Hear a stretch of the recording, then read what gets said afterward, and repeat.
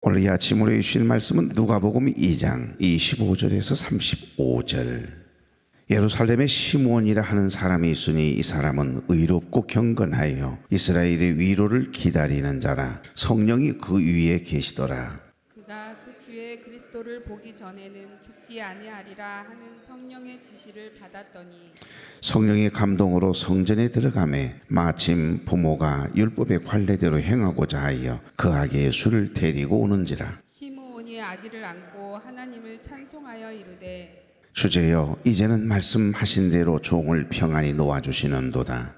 이 주의 구원을 보았사오니 이는 만민 앞에 예비하신 것이요 이방을 비추는 빛이요 주의 백성 이스라엘의 영광이니이다 하니 그의 부모가 그에 대한 말들을 놀랍게 여기더라. 시므온이 그들에게 축복하고 그의 어머니 마리아에게 말하여 이르되 보라 이는 이스라엘 중 많은 사람을 패하거나 흥하게 하며 비방을 받는 표적이 되기 위하여 세움을 다 같이요. 또 칼이 내 마음을 찌르듯 하리니 이는 여러 사람의 마음의 생각을 드러내려 함이니라 하더라. 아멘. 좌우로 인사 나누죠. 좋은 아침입니다. 네, 참 좋은 아침이네요. 이 아침 첫 시간 하나님께 드리기 위해서 거룩한 발걸음을 떼신 여러분, 또 가정에서 유튜브를 통해 함께 예배에 참여하고 계신 우리 교회 여러분 주의 이름으로 축복합니다. 시인 용혜인님의 시 중에 기다림이라고 하는 시가 있습니다. 삶이 있는 곳에는 어디나 기다림이 있네. 우리네 삶은 시작부터 기다리고 있다는 말로 위로받고 기다려달라 부탁하며 살아가네. 봄을 기다림이 꽃으로 피어나고 가을을 기다림이 탐스런 열매로 익어가듯 우리네 삶은 일생을 두고 기다림에 설레이는 것, 기다릴 이유가 있다는 것, 기다릴 사람이 있다는 것, 그것은 행복한 우리들의 이야기가 아닌가. 어찌 보면 인생이 기다림의 연속이 아닌가 싶습니다. 내 평생들 기다린다라고 하는 솔베이지의 노래처럼 오실 예수 그리스도를 구약시대는 계속 기다리는 기다림의 연속이었고, 이제 다시 재림하실 그 예수님을 기대하며 기다리는 기다림의 신앙을 갖는 것이 바로 우리의 신앙이고, 그래서 기다림에 대한 기대와 희망이 이 시에는 가득 채워져 있는 것 같습니다. 여러분에게 있어서 기다림은 뭡니까? 무엇을 늘 기다리며 살아가고 계십니까? 기다림은 사람을 설레게 하기도 하고 희망에 부풀어 오르게 하기도 하고, 기다림 때문에 열심히 일을 할 수 있고, 그 기다림 때문에 뭔가 기대하는 마음이 있을 때 그 설레임이 있는 거잖아요. 명절이 되면 우리 자녀들이 온다라고 하는 그 기다림 때문에 여러분, 우리는 기다림 속에서 살아가는 것 같습니다. 그런데 희망이 부풀어 오르게 하는 이 기다림, 신앙은 기다림인데 그 기다림을 잘하지 못해서 끝까지 기다리지 못하고 하나님의 응답을 끝까지 기다리지 못하고 포기하는 이도 있고, 그 순간을 기다리지 못해서 그만 실수할 때도 있고, 여러분의 삶에 매일 찾아오시는 그 주님을 기다리고 만나고 계십니까? 인생은 기다림의 연속입니다. 오늘 이 본문은 기다렸다가 만나게 된 아기 예수를 만나게 된 한 할아버지의 이야기거든요. 여러분, 고인이 되신 하영조 목사님은 믿음이 뭐냐? 믿음이란 기다림이다 라고 하는 말씀을 자주 하셨던 기억이 있습니다. 여러분, 기도도 그렇고 신앙도 그렇고 인생도 그렇고 어찌 보면 아무것도 아닌 것 같습니다. 기다림의 과정을 거치지 않고 믿음이 생긴 사람은 없어요. 여러분, 이리 넘어지고 저리 넘어지고 바로 서지 못하지만 또 그 자녀를 기다리면 이상해요. 나보다 어떨 땐 더 앞서가는 그런 믿음의 아름다운 모습으로 성장하지 않습니까? 우리가 기다릴 수 있다라고 하는 거, 우리가 기다릴 수 있는 이유가 뭐지요? 믿음이 있기 때문입니다. 사랑하는 마음이 없으면 기다릴 수가 없어요. 믿음이 없는 사람은 예배를 주님을 갈망하는 마음이 없기 때문에 기대하지도 기다리지도 않지요. 그래서 끝까지 기다리지 못하고 포기하는 겁니다. 생명이 없는 사람은 기다림이 없습니다. 그 안에 예수의 생명이 있는 사람은요, 기다려요. 참아내요. 사랑하면 기다리거든요. 신앙도 똑같습니다. 삶이 있는 곳에는 항상 기다림이 있기 때문에 기도는 기다림이에요. 기다림의 영성을 회복하는 저와 여러분 되길 우리 주님은 원하세요. 여기 누가복음 2장을 보면 예수님의 탄생 이야기 속에 아주 감초처럼 기다림의 영성을 가진 특별한 두 분의 이야기가 담겨져 있습니다. 한 분은 시므온이라고 하는 분이고 또 한 분은 안나라고 하는 할머니입니다. 안나라고 하는 단어나 한나라고 하는 단어의 의미가 어원이 같기 때문에 내용이 거의 같아요. 해마다 그래서 매년 늘 예수님 탄생 이후에 말씀을 묵상하게 되어지는 이 두 분의 이야기는 아마 평생 모든 사람들에게 입에 오르게 되고 그 말씀을 묵상하며 깊은 울림을 경험하게 되는 것입니다. 저도 마찬가지로 해가 이렇게 바뀔 때마다 성탄절이 지나고 나면 이 두 분의 이야기는 빠뜨리지 않고 목회하는 동안 늘 묵상하게 됩니다. 여러분, 여기 하나님께서 특별한 기다림이라고 하는 은혜를 주셨고 그 기다림의 마지막 순간에 예수님을 만나게 되거든요. 그 놀라운 은혜를 입게 된 두 분, 한 분은 시몬 할아버지고 한 분은 안나라고 하는 할머니입니다. 시몬이라고 하는 이름의 뜻은 여호와께서 들으심, 이런 뜻이거든요. 하나님께서 그의 기도를 들으셔서 그 기도에 응답하셨다. 그의 일생을 한마디로 요약하면 시몬의 가정, 시몬의 가문, 시몬의 자자손손 기다림의 연속이고 그 기다림의 끝에서 큰 은혜를 입은 가문임을 알 수가 있습니다. 두 번째는 안나라고 하는 할머니인데 내일 아침 말씀입니다만은 이 안나라고 하는 이름은 은혜로운, 은총, 이런 뜻이거든요. 기억나시죠? 결핍의 은혜. 한나라고 하는 한 여인을 이야기할 때 한나라고 하는 이름의 뜻이나 안나라고 하는 이름의 뜻이나 똑같습니다. 은혜로운이라고 하는 뜻이거든요. 하나님께서는 세상적으로는 별 볼일 없어 보이는 보통 사람들, 그러니까 평범한 삶을 살아가는 사람들에게 기쁜 소식을 제일 먼저 전하셨고, 또한 참 어리석을 정도로 하나님의 약속의 말씀을 끝까지 붙들고 믿음으로 기도하고 그 기도의 자리를 사수했던, 그리고 기다렸던 그런 사람들에게 어떤 얘기는 예수님이 탄생하셨다라고 하는 기쁜 소식을 제일 먼저 전해주기도 하고, 특별히 늘 성전을 가까이 했던 시몬 할아버지와 안나 할머니에게는 아기 예수를 직접 이렇게 안아보고 직접 만날 수 있는 특별한 은혜를 입고 이 세상을 떠나 하나님의 부르심을 받는 특별한 은혜를 입게 하기도 합니다. 그럼요, 오늘은 먼저 시몬이라고 하는 사람을 살펴보고자 합니다. 여기 25절부터 26절 자세히 기록이 되어 있거든요. 25절 26절 한번 읽어볼까요? 예루살렘에 시몬이라 하는 사람이 있으니 이 사람은 의롭고 경건하여 이스라엘의 위로를 기다리는 자라. 성령이 그 위에 계시더라. 아멘. 여기 25절 원어를 성경대로 제가 직역해 드리면 이런 내용이에요. 그런데 보라, 예루살렘에 시므온이라는 이름을 가진 한 사람이 있었다. 그리고 이 사람은 의롭고 경건한 이스라엘의 위로를 기다리고 있는 사람이었다. 굉장히 원어 성경을 보면 너무 큰 은혜가 되고 울림이 되는 마지막 부분, 그리고 그의 위에는 성령께서 계셨다. 성령께서 늘 끝까지 아기 예수 메시아를 보내주시만 하나님의 말씀을 붙들고 끝까지 믿고 구한 거예요. 기다리는 겁니다. 하나님, 내가 이 세상을 떠나기 전에 살아생전에 아니 메시아가 이 땅에 태어난 것을 보고 죽고 싶습니다. 하나님 부르심 받고 싶습니다. 이 간절한 기다림이 그에게 있었다 이 말이에요. 그러니까 성령께서 그의 기도를, 그의 간절한 소원을 아시고 은혜를 그 위에 덮으셨다는 말씀이 되는 거죠. 저자 누가는 시몬에 대해서 이렇게 설명합니다. 시몬은 의롭고 경건한 사람이래요. 25절에 보니 시몬이라고 하는 사람이 있으니 이 사람은 의롭고 경건하여, 그렇게 되어 있지 않아요? 원어 성경을 보면 디카이오스 카이 율라베스라고 하는 원어입니다. 여기 율라베스라고 하는 단어에 우리가 주목해야 될 필요가 있습니다. 율라베스, 도대체 어떤 의미가 있냐? 이 단어는 그리스 일반 문학에 보면 성실하고 아주 세심한 성품, 이런 뜻을 가진 단어가 율라베스라고 하는 단어거든요.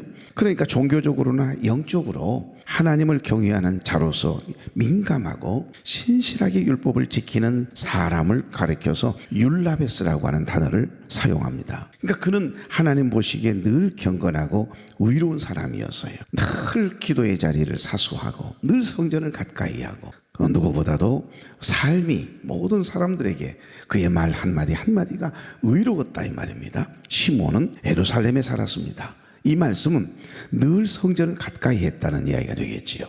명성교회가 저리 갑자기 큰 부흥을 일으킨 것은 다른 게 아닙니다. 성전을 가까이 하고 싶어하는 마음이 불일 듯 성도들에게 일어난 거예요. 제가 첫 목회지가 명일동이거든요. 그 명일동에 처음으로 개척을 하셨어요. 우리 교회하고 500m밖에 안 되었습니다. 그렇게 많은 건물들, 아파트 아예 없었고요. 조금 더 차를 한 2정거장 더 와야 길동 사거리가 있고 그 다음에 천호 사거리가 있거든요. 그곳에 바로 큰 도로가 건너편에 2층으로 3층인가 지금 기억이 안 나는데 교회는 기억이 나는데 2층 3층은 구별이 안 되겠어요. 보니까 그곳에 명성교회라고 개척을 하셨는데 나는 그때 몰랐지요. 김삼원 목사님이 시골교회에서 목회를 하다가 이제 쫓겨나서 결국 개척하게 된 게 그 명성교회라고 하는 이야기를 들었습니다만, 그런데 여러분, 이 명성교회가 그렇게 기하급수적으로 늘어나고 부흥할 줄 누가 알았습니까? 새벽을 깨우기 위해서 1부, 2부, 3부, 4부까지 새벽 예배를 드리기 위해서 우리 아이들을 데리고 이제 그 예배 탐방, 테마 여행을 그렇게 갔거든요. 그 가까운 곳에 모텔, 숙소를 정하고 우리 아이들을 데리고 가서 새벽 예배 참여시키려고. 우리가 애들이 늦게 일어나는 바람에 아이 세상에 일부에 참여하려고 했는데 그만 시작이 딱 되면 문 닫고 절대 못 들어가게 합니다. 예배가 시작이 되면 들어갈 수가 없어요. 아이들과 함께 특별 새벽 기도의 기간 되면 온 교우들이 모여들어요. 가득 채워집니다.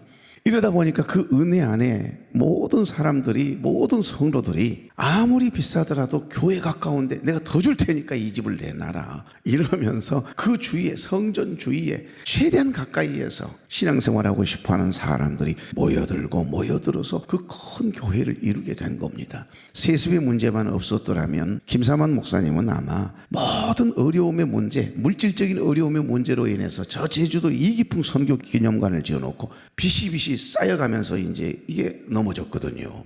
그걸 명성교회에서 해결해주고, 다른 어떤 대학교 어려움 있다, 미션스쿨 말입니다. 여러 가지 어려움의 문제가 있는 그 어떤 기관이나 교회들 도움을 받지 않는 교회가 없을 만큼 이 명성교회는 늘 성전을 가까이 하려고 하는 사람들로 인산인해를 이루었거든요. 그러니까 오늘 여기 시몬은 예루살렘에 살았다는 말은 그냥 가벼운 이야기가 아닙니다. 내가 늘 성전을 가까이 하고 싶어하는 이 사모함이, 기다림이 있는 거예요, 이 양반은. 그러니까 늘 성전을 가까이 했다라고 하는 이야기가 되는 것이고, 경건은 그냥 주어지지 않습니다. 그 먼 거리에서 이곳까지 새벽을 깨우기 위해서 이게 올 수 있다는 것은 성전을 가까이 하고 싶은 시몬과 같은 경건한 마음이 없으면 불가능한 일이거든요. 늘 말씀을 가까이 하고 기도를 쉬지 않았던 사람이라고 하는 뜻이 되는 겁니다. 그래서였을까요? 성령이 시몬의 위에 임하여 그는 늘 성령 충만했던 사람이었다라고 하는 내용이 오늘 이 본문의 증언입니다. 그래서 그는 늘 성전을 가까이 했고 늘 기도하는 기도의 사람이었습니다.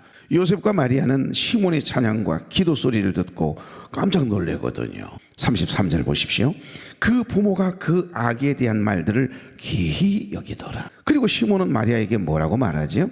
여기 34절 35절 다 같이, 시몬이 그들에게 축복하고 그의 어머니 마리아에게 말하여 이르되, 보라, 이는 이스라엘 중 많은 사람을 패하거나 흥하게 하며 비방을 받는 표적이 되기 위하여 세움을 받았고, 35절, 또 칼이 내 마음을 찌르듯니 이는 여러 사람의 마음의 생각을 드러내려 함이니라 하더라. 아멘. 그런데 특별한 점은 시몬의 소개와는 달리 안나 할머니의 경우를 한번 보시면요, 그 한번 아랫절 봐봐요. 그녀가 속한 지파명까지 그가 어떤 여인인가, 어떤 집안의 딸인가까지 그 지파의 명까지 상세하게 소개하고 있잖아요. 그런데 이상합니다. 오늘 여기 시몬은 어느 지파 누구의 아들이라는 이야기가 하나도 없어요.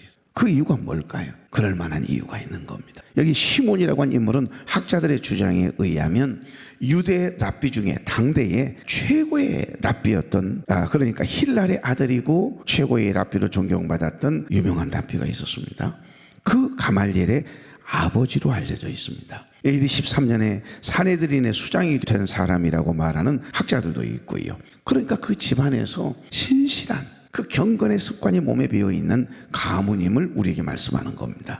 사도행전 5장을 가보시면 33절부터 42절 시간이 나시면 한번 읽어보십시오. 시몬의 아들이었을 것으로 추측하고 있는 당시에 정말 어느 누구도 이 가말리엘이라고 하는 분, 정말 대단한 율법학자이기도 하고 랍비였거든요. 쉽게 말하면 사내들인 수장까지 했으니까, 의장까지 했으니까요.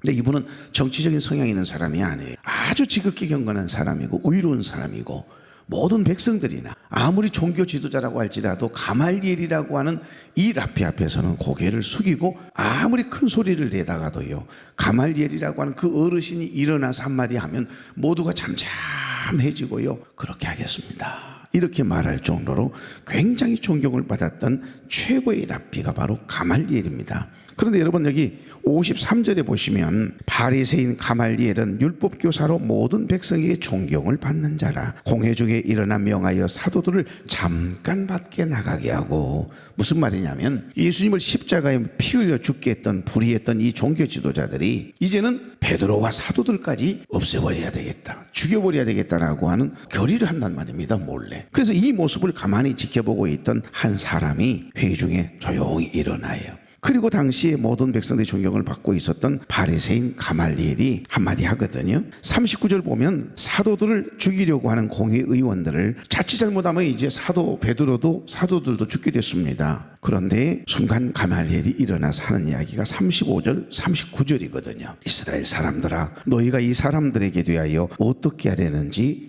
조심하라. 38절 보면 이제 내가 너희에게 말하노니 이 사람들을 상관하지 말고 버려둬라. 이 사상과 이 소행이 사람으로부터 났다면 그 반드시 없어지고 사라지고 무너질 것이지만은 39절 만일 저들을 통해서 하는 일이 하나님께로부터 났다면 너희가 그들을 무너뜨릴 수 없겠고 도리어 하나님을 대적하는 자가 될까 하노라니. 하나님을 대적하는 자가 될까 조심하라, 이렇게 말씀해요. 그 순간 찬물을 끼얹는 것처럼 모든 사람들의 흥분된 마음이 가라앉게 되고요, 죽이자라고 하는 결의가 중단이 되는 겁니다. 그렇게 해서 베드로도 살아나고 다른 사도들도 이렇게 살아나게 하는, 살리우는 일을 했던 사람의 참으로 큰 어른이죠. 랍비가 바로 가말리엘입니다. 저와 여러분에게도 이 시간 들려주시는 주님의 음성이지요. 여러분, 시몬이 유대 랍비 힐랄의 아들이요, 최고의 랍비였던 가말리엘의 아버지라고 설령 그렇다고 하더라도 여러분, 예수님 탄생을 부인하려 했던 이 유대인들이, 종교 지도자들이, 특별히 이 가말리엘의 아버지인 시몬이 말이에요, 유대 랍비 힐렐의 아들이고 최고의 랍비로 존경을 받던 가말리엘의 아버지가 시몬이라는 학자들의 추측인 거지요. 그러니 이 시몬이 율법에 따라서 어린 예수님을 정결의식의 날이 되어 성전으로 데려온 날 아기 예수를 안고 메시아라고 선언하잖아요. 그 성령의 말하게 하심 따라 이분이 바로 예수님이다, 메시아다. 그렇게 그 아기를 안고 성결 예식을 치르기 위해서 성전에 들어온 예수님을 안고 그렇게 선언했기 때문에 여러분, 그래서 모든 기록을 지워버렸을 것으로 학자들은 보고 있는 겁니다. 왜냐하면 인정하는 꼴이 되니까요. 하지만 여러분, 시몬의 진짜 위대함은 그가 누구의 아버지고 어떤 쥐에 있었느냐에 있지 않는 겁니다. 그의 위대함은 세상의 명예가 아니라 오직 메시아를 기다리는 믿음에 있는 것입니다. 오늘 본문 중 가장 눈에 들어오는 한 구절 29절입니다. 주제여, 이제는 말씀하신 대로 종을 평안히 놓아주시는도다. 눈크 디미디스. 살아생전 아기 예수님을 안아보는 영광을 얻게 된 시몬 할아버지가 얼마나 감격했으면, 감사했으면, 하나님의 그 은혜에 너무 감사했으면 눈크 디미디스 그랬겠어요. 이 말은 이제 하나님 저를 평안히 놓아주시네요. 이 말은 감사 기도를 드리고 있는 이 고백은 주님 이제 죽어도 괜찮습니다, 여간이 없습니다, 이 말이에요. 하나님 나 이제 데려가 주세요. 내 기도 응답됐어요. 나 살아생전 메시아 예수님을 보고 싶었는데 지금 안고 있잖아요. 그 은혜에 너무 감사해서 눈크 디미디스, 주님 이제 죽어도 여한이 없습니다. 그래서 눈물을 두두두두 흘리면서 아기 예수를 이렇게 품에 안고 그 메시아를 안고 그리고는 감사의 기도를 드렸다는 이 이야기가 오늘 본문의 말씀입니다. 사랑하는 교회 여러분, 우리가 기다림의 영성을 회복해서 저와 여러분 또한 인생을 살아가면서 내 기도 응답해 주신 그 하나님의 은혜에 감사해서, 하나님 지금 당장 죽어 나 여한이 없어요, 하나님 감사합니다, 이 고백할 수 있는 저와 여러분의 삶이 되길 바랍니다. 시몬은 늘 성전을 가까이 했고 경건했고 죽기 전에 메시아를 두 눈으로 똑똑히 보고 직접 만나는 것 정도가 아니라 주님을 이렇게 안아보는 특별한 은혜를 입게 되는 겁니다. 이 은혜를 경험하고 가장 행복한 모습으로 하나님의 부르심을 받은 사람이 시몬 할아버지예요. 이해되시죠? 죽기 전에 메시아를 볼 것이라고 하는 성령의 음성을 듣고 그 음성을 들은 이후로 더 성전을 가까이 하고 그 기도하는 일을 중단하지 아니하고 늘 기도하고 말씀 묵상하고 그 말씀이 살아생전 꼭 이루어지기를 그토록 기다리며 평생을 기도하며 헌신해 왔는데 그 소원을 이룬 거예요. 그 인물이 시몬입니다. 저와 여러분도 그런 생애가 되었으면 좋겠습니다. 살아생전 예수님을 만난 거죠. 이것이 기다림의 영성입니다. 좋으신 하나님,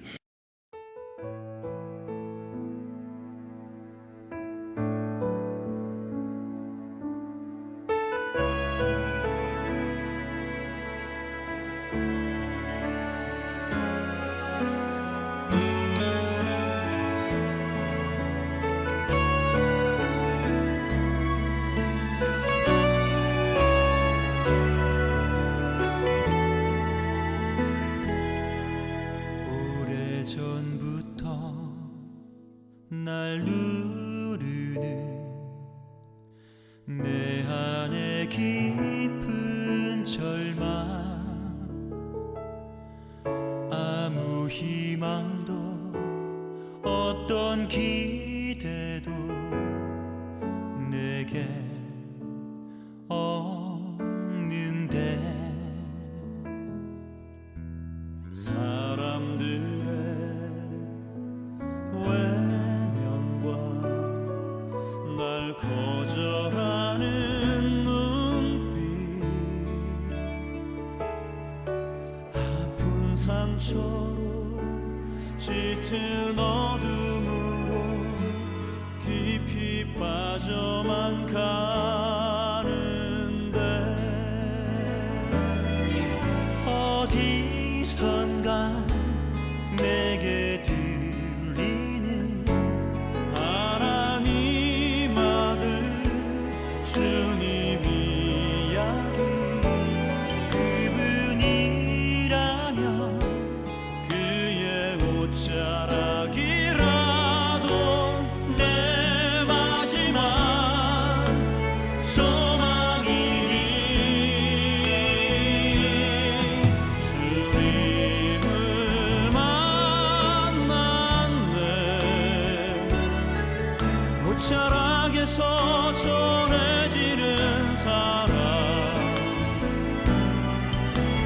내게 임한 주님의 능력, 날 누르는 아픔의 근원을 고치셨네. 날 바라보시네. 나의 연약한 주님은 아시네. 깊은 절망에서 날 자유케 하신 사랑, 나 찬양해.